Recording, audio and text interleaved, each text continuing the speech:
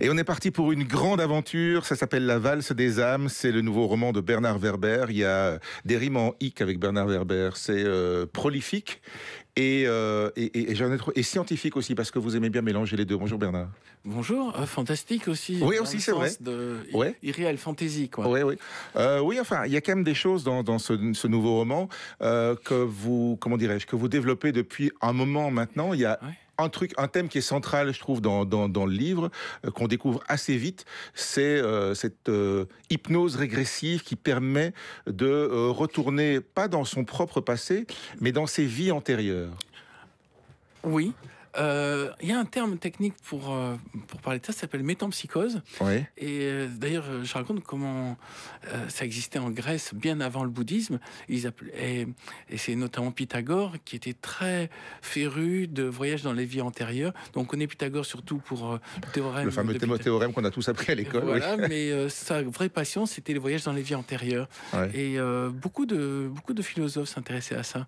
Donc ça a l'air un peu bizarre, mais ça l'est pas tant que ça. Et vous aussi, vous vous intéressez beaucoup à ça. D'ailleurs, l'hypnose régressive, vous en ferez un spectacle les 28 et 29 janvier au Centre culturel d'Auderghem à Bruxelles. Alors un spectacle, une conférence. Non, c'est un spectacle. C'est un spectacle ? Ah oui, c'est un vrai spectacle. Il y a de la musique, il y a des images. Toute la salle participe. Ouais. La salle se met à chanter, la salle se met à se déshabiller, la salle se met à... déshabiller. La salle se met à vivre l'expérience et c'est très interactif. Et je peux vous dire, c'est pas le type assis sur une table en train de parler de réincarnation. C'est vraiment quelque chose. Il y a du rire. C'est un voyage, quoi. Il y a de la gymnastique. Toute la salle se met à faire de la gym. On peut pas dormir. D'accord. Voilà. Mais faudra venir voir. Oui, et surtout c'est la première fois que j'en parle dans votre émission, puisque donc ça va être très bientôt en Belgique, à Bruxelles. 28-29 janvier, Centre culturel d'Auderghem. Bon, la valse des âmes, c'est l'histoire... On n'a pas bien entendu. Centre culturel de quoi ? D'Auderghem. D'Auderghem, Oui, voilà. C'est l'histoire d'Eugénie Toledano. Alors, première scène, j'explique un peu. On est dans une chambre d'hôpital. Il y a Eugénie, il y a son papa, il y a sa maman. Sa maman est sur un lit d'hôpital, elle va vraiment pas bien. Elle prend la main de sa fille et lui dit, il faut absolument que ton père te forme et il faut que tu luttes contre les forces sombres, quoi. Oui, les forces de l'obscurantisme. Parce qu'elle-même, elle lutte contre le cancer, qui est les forces de l'obscurantisme en cellules internes dans son corps. Elle perçoit qu'il y a des forces d'obscurantisme dans le monde. Oui, et l'apocalypse, c'est pour dans 5 jours, quoi. Donc, il y a intérêt à se presser un peu, quand même.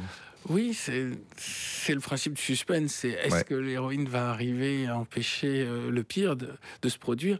Et mais non, la première scène, c'est pas exactement ça. La première scène, c'est la découverte du feu. C'est vrai.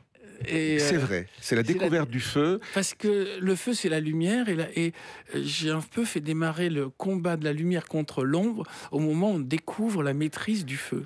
Moi, j'ai rapproché ça aussi du cheminement de 2001, l'Odyssée de l'espace, qui commence aussi avec la découverte des outils dans une tribu à la préhistoire. À la préhistoire, voilà. Et puis, et c'est un peu la même chose. Et on verra qu'il y a un lien, évidemment, sinon c'est pas drôle. Donc voilà. Le père, lui, il pratique l'hypnose régressive, donc il va, sur la demande de son épouse, donc amener sa fille à pratiquer avec lui, à apprendre comment ça fonctionne, et elle va littéralement être, comment dirais-je, fascinée par cette possibilité.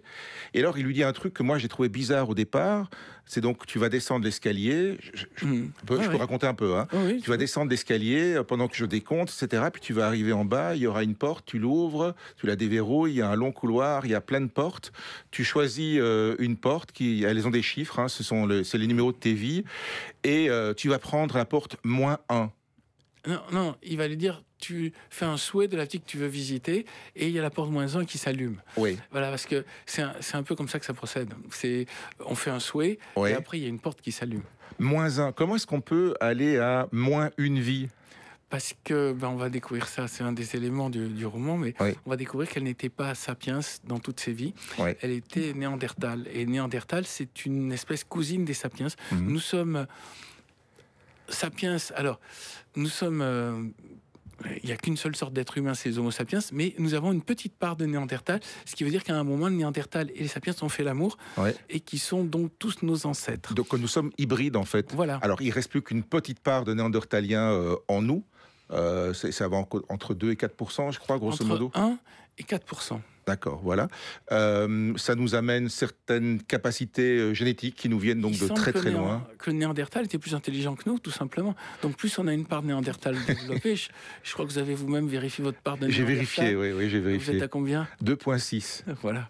Et moi, je pourrais être à 3 et des poussières. Ouais. Mais le Néandertal, ça transmet des maladies. Il y a des maladies qui viennent du Néandertal. Et il y a des capacités qui viennent du Néandertal, dont notamment toute la partie imagination est plus forte chez le Néandertal, ce qui expliquerait qu'ils aient découvert le feu et l'enterrement cérémonial. Alors justement, elle va découvrir donc, Eugénie, qu'elle a été quelque part néandertalienne il y a 120 000 ans, elle a participé à la découverte du feu, à l'écriture, à la découverte de l'écriture. Et puis c'est assez paradoxal parce que entre ces deux moments de vie, il y a 120 000 ans de différence, mais d'un côté, elle fait partie de cette famille, donc les Néandertaliens, et aujourd'hui, elle est une sapiens, et les sapiens ont exterminé les Néandertaliens. C'est la base de votre récit. Oui, c'est paradoxal, quoi. Qui est une sorte de crime oublié, parce que notre espèce, ayant éliminé une autre espèce, considère qu'on a bien fait. C'est-à-dire, chaque fois, c'est le vainqueur qui écrit l'histoire. Donc, les vainqueurs étant les sapiens, ils vont pas dire « ouais, on n'a pas été très gentil avec les Néandertals ». Ils sont dans plutôt c'était des dégénérés, ils devaient disparaître. C'est assez récent, la découverte du Néandertal. On l'a toujours pris pour une sombre brute. Hein. Voilà. On a pris pour une sorte de singe, parce qu'ils ont le front en arrière et ils ont des arcades sourcilières plus développées, mais en fait, leur volume crânien est beaucoup plus important. Nous sommes des 1350 cm3, et ils étaient des 1500 cm3. Donc, ils avaient non seulement plus de cerveau, mais en plus de capacité de basculer dans l'irrationnel que nous, ce qui expliquerait que les Néandertal, les Homo sapiens, nous, avec notre part de Néandertal, on est plus fort quand on a une grosse part de Néandertal. Et alors, évidemment, eux, ils ont le feu, ils cuisent leurs aliments, ils vivent en tribu, mais assez apaisés, en tout cas la manière dont vous les décrivez et dont on les imagine aujourd'hui, parce qu'évidemment on n'a pas de traces écrites des Néandertaliens, alors que les sapiens en face sont beaucoup plus nombreux, ils sont pas gentils, ils sont fourbes. Surtout, c'est par fourberie finalement qu'ils vont réussir à... je peux pas tout expliquer, mais vous me dites si je déflore trop. Non, mais je crois que ce qui a participé à la disparition de Néandertal, c'est surtout que les Néandertals faisaient moins d'enfants que les sapiens. Et les sapiens, au bout d'un moment, ont submergé par leur nombre, avant de submerger par leur violence, les Néandertals. Maintenant, le livre ne se passe pas que à l'époque préhistorique. Et on voyage sans arrêt d'une époque à l'autre, évidemment. C'est-à-dire que cette technique de méditation régressive, en fait, c'est un peu comme une machine à remonter le temps, si ce n'est que là, il n'y a pas de mécanique, il n'y a pas une cabine, il n'y a pas des appareils, c'est juste, on ferme les yeux, et d'ailleurs, donc c'est ce que je propose dans le spectacle, c'est que toute la salle ferme les yeux et visualise les portes, comme vous en parliez, et une porte s'ouvre, et après, ça marche ou ça marche pas. En général, ça marche sur 60% des gens qui viennent voir le spectacle, déjà parce qu'ils sont motivés, ils savent qu'il faut voir ça, et puis ensuite, parce que je crois qu'en fait, sur l'hypnose en général, c'est une personne sur deux. Donc l'hypnose régressive dans le spectacle, je fais un peu plus, mais ça reste de cet ordre-là. Elle, ça marche tout de suite en fait, alors que voilà, qu'elle n'avait jamais essayé ni rien. Son père la guide une première fois et après, dans pratiquement n'importe quelle situation, elle arrive à entrer en hypnose régressive et à repartir dans le passé parce qu'elle a envie. On lui dit aussi qu'il faut qu'elle fasse gaffe parce que ça peut devenir addictif, quoi. Oui, parce qu'un peu comme les jeux vidéo, il y a un moment, vu qu'on est dans un monde parallèle, on peut fuir notre monde actuel en utilisant cette sorte de gadget de l'esprit. Mais les perspectives qu'offre le voyage dans les vies antérieures est tellement surprenant et tellement énorme qu'on peut être fasciné par ça. Mais elle va pas rester qu'à la préhistoire, elle va faire aussi Sumer, l'Égypte et la Grèce, mais on va rester quand même bien avant Jésus-Christ, donc des périodes sur lesquelles on a peu d'informations. Et elle, en utilisant cet outil-là... Elle est très douée en dessin aussi. Voilà. Et donc elle va ramener des images en fait. C'est ça, c'est-à-dire qu'on ne peut pas avoir de reportage sur ce qui s'est passé, mais vu qu'elle a une capacité à voir et à représenter en détail, enfin, on va avoir des images de ce qui s'est passé. Ouais, c'est comme ça qu'elle va voir aussi qui elle est, enfin qui elle était, ou en tout cas à qui elle est, de quelle lignée elle est quelque part. Est-ce que c'est finalement c'est quoi? C'est la réincarnation ou ça va au-delà de ça? Oui, c'est le principe de réincarnation, mais ce que j'aime bien dans l'idée de mon héroïne, Eugénie Toledano, c'est qu'elle va découvrir sa mission d'âme. Ouais. Et donc, elle va découvrir que depuis très longtemps, son âme a décidé d'un projet et que vie après vie, elle va là-dedans. Et chaque fois quand elle meurt et qu'elle se retrouve à avoir son âme jugée par les anges, Ouais. ils lui font un débrief de sa vie et lui posent 3 questions que je trouve intéressant de se poser déjà à notre stade. La première question, c'est qu'as-tu fait de tes talents?